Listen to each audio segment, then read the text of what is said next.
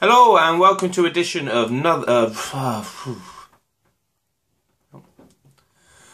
Hello and welcome to another edition of Once Upon a Week. Eagle-eyed viewers have probably noticed that I am slightly dishevelled.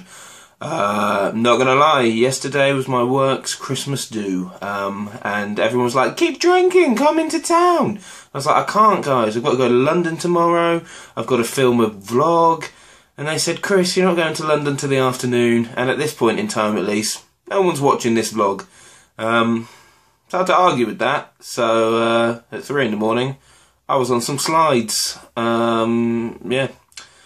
So I had to come back and dust my suit off a bit, because it had mud on it, and dip, which wasn't the result of the slides. That was me coming back, getting back so late that Domino's wasn't open. So cracking open the festive mini cheddars, which are mini cheddars shaped like Christmas trees, and having them with some dip. Yeah, probably an overshare. Not a lot of that was relevant to Once Upon a Time. But there we go. So I'll give you a little update on my life. This room's not Christmassy, as I said it would be last week. There is a Santa hanging on the door, but I don't know if you can see it. I don't think you can. So I'm now going to cut to a shot of our Christmas tree to prove that we've decorated. Oh, Christmas tree, oh, Christmas tree. Cool. So this week's Once Upon a Time.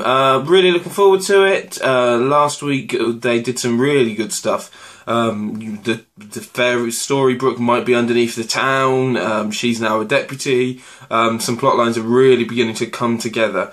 So I'm very excited about watching this. Saw the first 3 minutes last night when I thought I might attempt to do this then. I don't remember them that much, so I'm looking forward to seeing those 3 minutes and the rest again. So I will come back in a second with my thoughts. The festive mini cheddar. I think actually it's shaped like a snowman, not a tree. Other cheese-based Christmas snacks are available, but these are pretty good. He got him to slay a dragon just so he could set him up with his daughter. Like, surely there's some sort of dragon welfare people that have got something to say about that shit. Unbelievable. Good episode. At first, I was like, I should explain. So this episode is basically about Prince Charming and his memories. In Storybrooke, we see how Prince Charming... Spoilers, obviously. How Prince Charming is actually the twin of the original Prince Charming, who, when the twin died, had to replace him, slay a dragon, and marry King Midas. Let's be honest, I'm going to say that wrong. Marry his daughter, and then that same daughter we see in our world, trying to convince him to stay with her and remember that he loves her, but he can't remember. All he can think is about is Snow White. So it starts with his welcome home party, and it's weird because it's not like the main world stuff is always, you know, car chases and all that kind of stuff, but it felt a lot slower than that stuff usually is, and it felt like the creators knew that, so they went, let's chuck in a fight scene in armour, and then we'll chuck in a dragon, like they were trying to address that. But they did. It was nicely done, those fight scenes and dragon scenes. The only thing, I don't know why the troll didn't sass the original Prince Charming when he killed him with a "you should check I'm dead" line, because that's how Prince Charming sassed him. But anyway, that lack of sass aside, it was a good moment. Really, really interesting, because again, exploring characters we've not necessarily seen a lot of, and again going, you think you know everything about Charming's Storybrooke story? No, Charming's, you know, fairy tale world story? Nope. Here's the layer before. They're constantly peeling back layers and you know, exploring deeper and deeper, which is nice. It's good.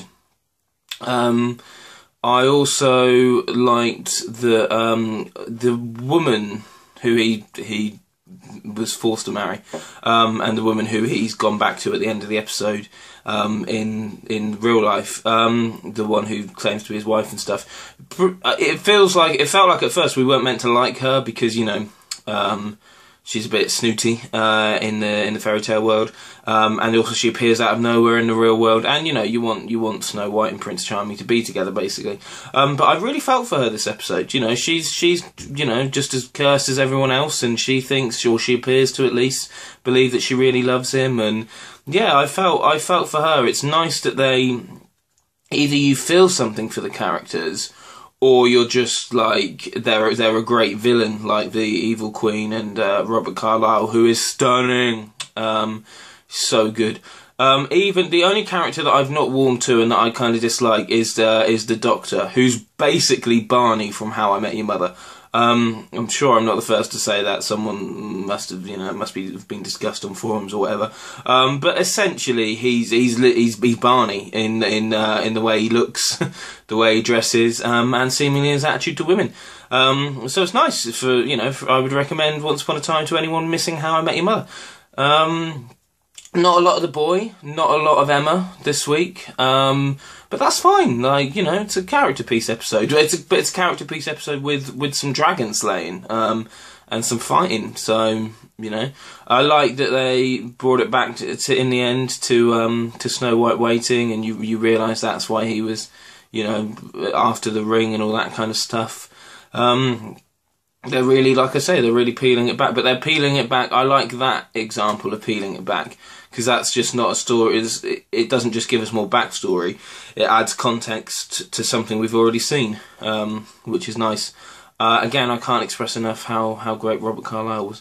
So yeah, a very good episode. I'll be back next week.